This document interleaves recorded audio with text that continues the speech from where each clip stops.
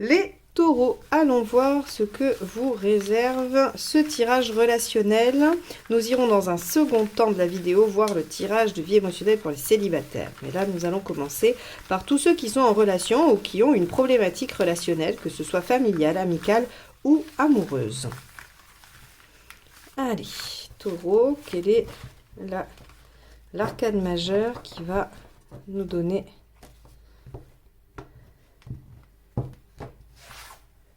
celle-ci. L'ermite inversé, de la sollicitation, de la discussion, de l'échange, vous avez suffisamment réfléchi, vous allez sortir de votre mutisme ou de votre réflexion pour amorcer probablement une forme d'expérimentation par rapport à ce que vous avez, ce à quoi vous avez pensé pendant tout ce temps. Ok, on va aller voir comment ça se manifeste dans la relation. Alors, quel est l'état d'esprit du partenaire?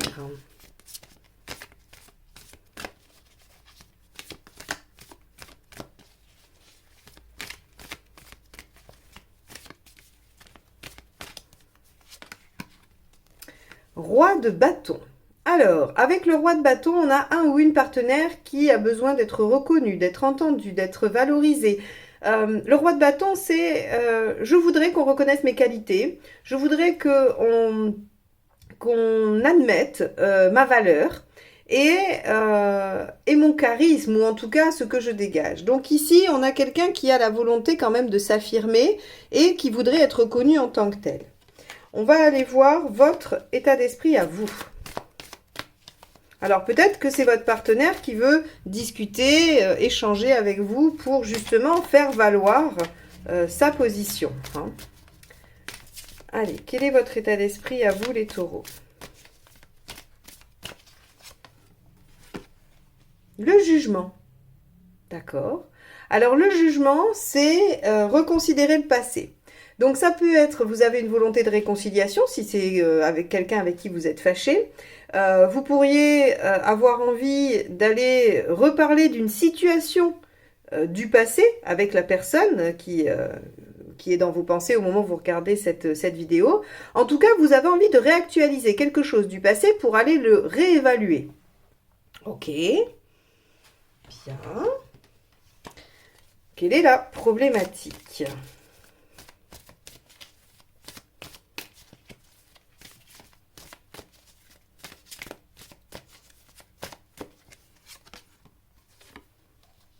Le 8 d'épée, le manque de confiance. L'impression que vous êtes dans une impasse, qu'il n'y a pas de solution, que vous êtes oui, face à un mur. Le 8 d'épée, c'est cette capacité à penser qu'il n'y a pas d'autre solution que celles auxquelles on a déjà pensé et qui n'ont pas marché. Il y a le 8 d'épée, c'est je manque de confiance en moi, ce qui fait que je n'arrive pas à déployer mes ressources. Alors, sur celle-ci, ça se voit pas bien, mais j'ai un jeu où je trouve le 8 d'épée très bien illustré. C'est un petit albatros qui est face à des plumes plantées, mais en fait, il n'y a qu'un demi-cercle. C'est-à-dire que si cet albatros, il se retournait, il se rendrait compte très vite que déjà, il n'y a pas de plumes derrière, et puis en plus, ce sont des plumes qu'il a devant. Donc, rien de très infranchissable. Hein. Là, on voit qu'il y a quand même une notion d'être cerné, d'être bloqué, mais finalement... c'est votre esprit, c'est votre mental, c'est l'épée qui vous enferme dans des croyances que les choses ne sont pas possibles, que les choses ne peuvent pas se faire, qu'elles ne peuvent pas se mettre en œuvre. Or, avec un 8 d'épée, on a la quasi-garantie que c'est tout à fait possible, hein, que c'est uniquement le mental qui bloque. Alors, on va aller voir ce qui vous aide.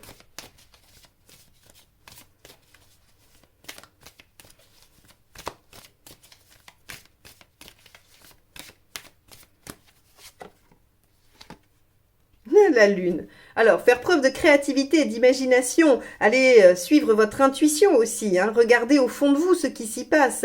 Avec la lune, on a une véritable introspection. Qu'est-ce que j'ai à l'intérieur de moi? De quoi je suis capable? Qu'est-ce qui bloque aussi, hein? C'est-à-dire que là, on va avoir deux aspects. D'une, développer votre créativité, votre inventivité pour trouver une solution, une autre issue, que vous pensez peut-être inexistante, et deuxièmement, une introspection, une réflexion sur ce qui se joue au niveau inconscient pour savoir, pour connaître les raisons de ce 8 d'épée et de ce blocage. Ok. Ou aussi, également, on pourrait imaginer, cette lune, qu'elle vous aide aussi à comprendre ce qui s'est joué dans la situation avec la personne, et pourquoi vous voulez réactualiser ça. Ok. Allons voir ce qui va vous contrarier ou ce qui ne va pas vous aider en tout cas.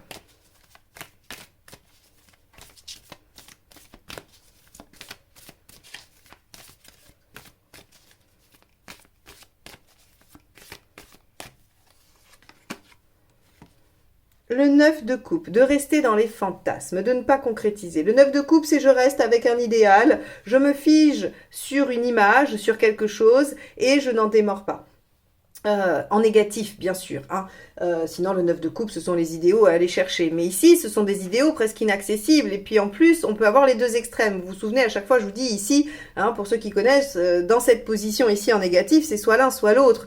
Et donc, soit un extrême, soit l'autre extrême. Donc ici, c'est soit de rester dans des illusions, ou bien de ne pas s'accrocher à ces rêves, de ne pas s'accrocher à ce qui vous rendrait heureux, ce que vous imaginez pouvoir réaliser. Donc en fait, ici, ça va vous demander quand même un travail assez important de qu'est-ce qui est réaliste.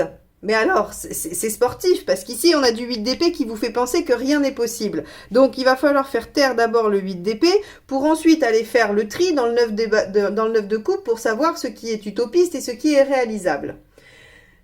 Ok, alors moi, j'aurais tendance à dire qu'avec le cœur, tout est possible. Non, mais bon, ça c'est une petite croyance personnelle que je ne vous impose pas, que je vous soumets uniquement. Allons voir l'intention du partenaire.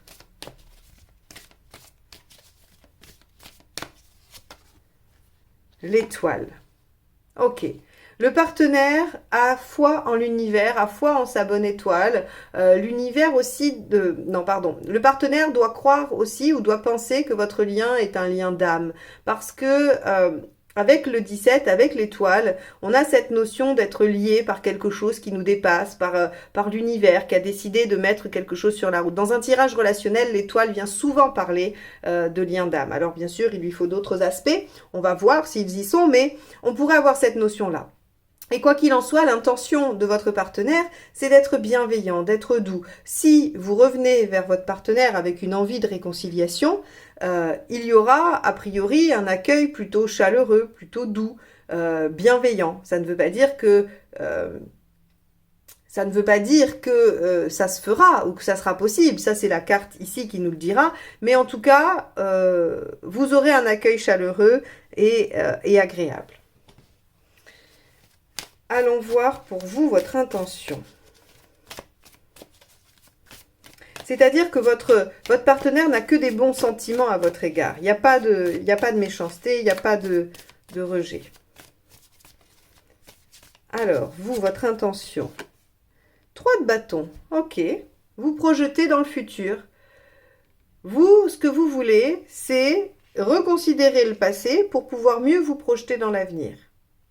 Pour pouvoir mieux imaginer ce que ça peut donner. Alors, soit vous voulez vous réconcilier pour continuer votre chemin et réaliser vos projets, soit vous voulez rediscuter d'une situation passée parce qu'elle vous empêche aujourd'hui d'avancer et qu'elle ne vous permet pas de construire et de vous projeter dans l'avenir.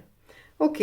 Vous pourriez aussi avoir envie de vous déplacer. Hein, le 3 de bâton, ça peut être le voyage, le déplacement pour aller vers votre partenaire.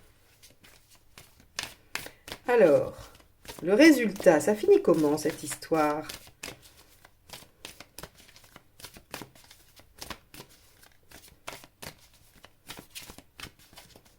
Taureau, avril-mai 2023. Hop. La roue de fortune, nouveau départ, nouveau cycle, renouveau. Bon, avec la roue, les choses avancent, elles évoluent favorablement. Donc ici, a priori, si vous prenez les choses en main, si vous décidez quand même de réfléchir à ce qui n'a pas marché et à essayer de faire en sorte que ce qui est possible soit réalisé, eh bien, on a ici la possibilité d'avancer, de faire un grand pas en avant sur la situation qui vous préoccupe. Et ça, c'est vraiment très intéressant. On va aller voir les 3 conseils.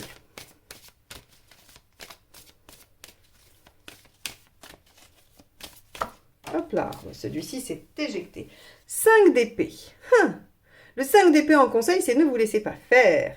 Dites les choses, ne restez pas sur une blessure d'ego, ne restez pas sur un conflit qui finalement est un peu amer. Hein. Donc, je ne sais pas ce qui s'est passé avec cette personne, mais visiblement, on vous conseille quand même d'aller apaiser les blessures, hein, les blessures d'ego.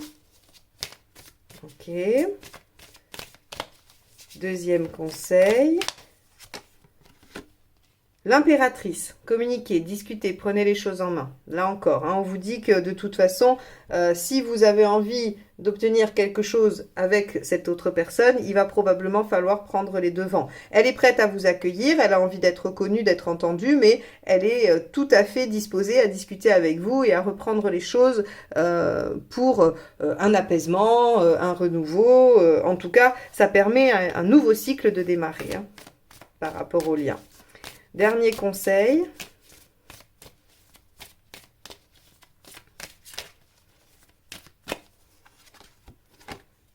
3 de coupe. Alors là, avec un 3 de coupe, j'ai envie de vous dire, suivez votre cœur, suivez votre passion, suivez ce qui vous entraîne. Le 3 de coupe, c'est cette capacité à vivre des moments intenses et joyeux. C'est la carte du coup de foudre, c'est la carte de l'intensité. Donc, en fait, si vous voulez, quand on vous conseille le 3 de coupe, on vous dit, allez chercher des bons moments, des belles choses. Soyez dans presque l'insouciance. Hein. Donc, on a un tirage ici relationnel qui vous invite à sortir peut-être de votre silence, de votre mutisme, de votre phase de réflexion, pour aller probablement reparler ou rechercher une situation du passé avec quelqu'un qui sera tout à fait disposé à vous écouter et à vous accueillir, mais qui aura besoin d'être entendu. Visiblement, vous avez peu confiance en votre capacité à régler la situation, alors que finalement, on vous dit qu'il n'y a pas de souci si vous faites preuve d'inventivité, si vous suivez votre créativité et que vous discutez, que vous prenez les choses en main, que vous laissez l'ego de côté et que vous allez vers quelque chose de léger, de joyeux et d'intense, eh bien vous finissez cette période avec un renouveau, un nouveau démarrage, en tout cas quelque chose qui se relance, qui se remet en mouvement. Ok, bon. Allez voir votre signe lunaire, bien sûr, la vidéo de votre signe lunaire. Je vous mets la playlist à la fin. Allez voir éventuellement aussi le signe de votre partenaire pour avoir de plus amples informations sur son état d'esprit et ses intentions. Ça va venir les nourrir et vous allez pouvoir avoir une meilleure vision. Allez, on y va. On va regarder pour les célibataires, le tirage de vie émotionnelle. Alors, je suis revenue sur la base. Je vous ai mis ce mois-ci le tarot de Marseille, tout simple. Normalement, je prends toujours les arcades majeures d'un autre jeu, d'un jeu illustré. Et là, je suis revenue à mes premiers amours. Allez, on y va.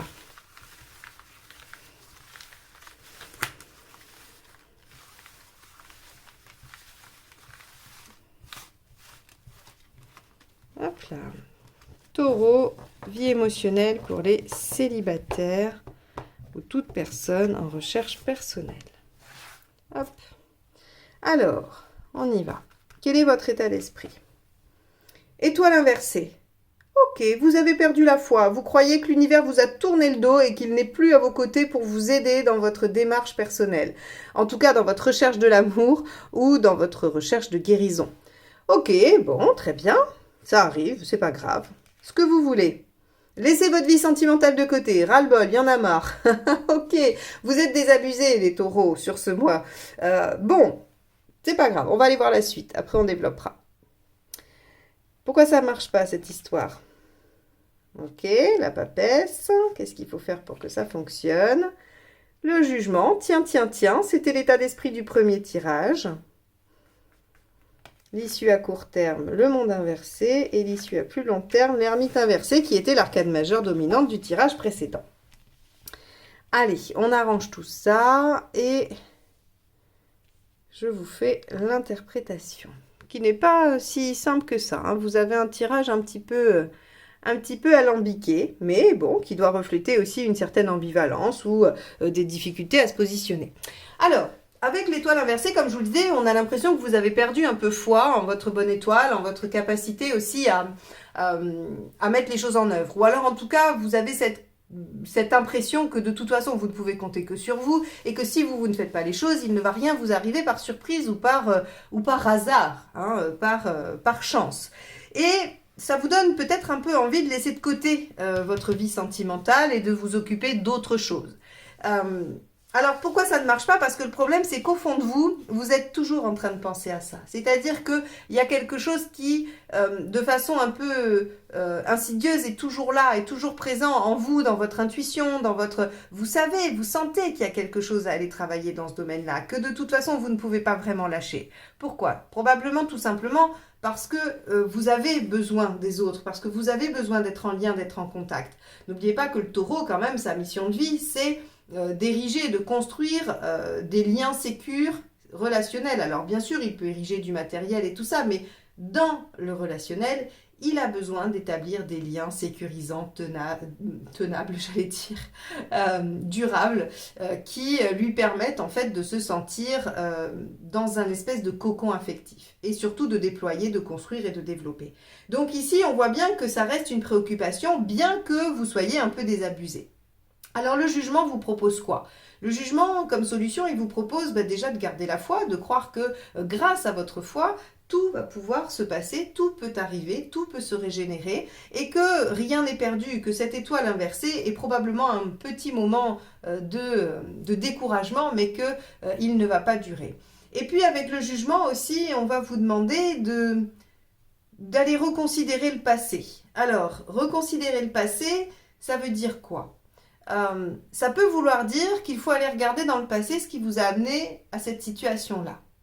Ça peut aussi vous dire qu'il faut peut-être aller regarder dans le passé s'il n'y a pas une situation qui pourrait être réactualisée.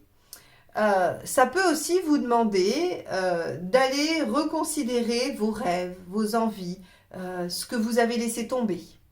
Ou peut-être des méthodes, des façons de faire que vous avez utilisées avant qui ont marché et que vous n'utilisez plus aujourd'hui. Ça peut être tout plein de choses qui peut en tout cas se référer à ce que vous avez déjà fait ou vécu et qu'il va falloir reconsidérer aujourd'hui. Alors ça vous amène à quoi? Ça vous amène au monde inversé dans un premier temps qui est le retour sur soi.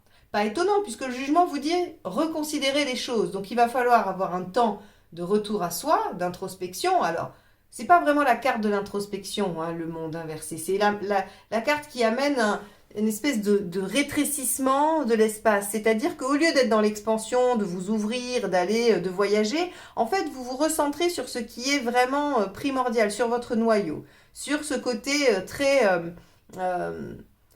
proche. Hein. C'est les gens qu'il y a autour de vous, 2-3 amis, peut-être votre famille, mais voilà, vous restez sur un domaine très très très restreint et sécure. Et donc, ça vous permet peut-être de prendre ce temps de reconsidérer le passé. Parce que regardez, ce qui se passe après, c'est que l'ermite inversé, lui, une fois qu'il a réfléchi, il est sollicité, il va solliciter les autres, il va expérimenter le fruit de sa réflexion.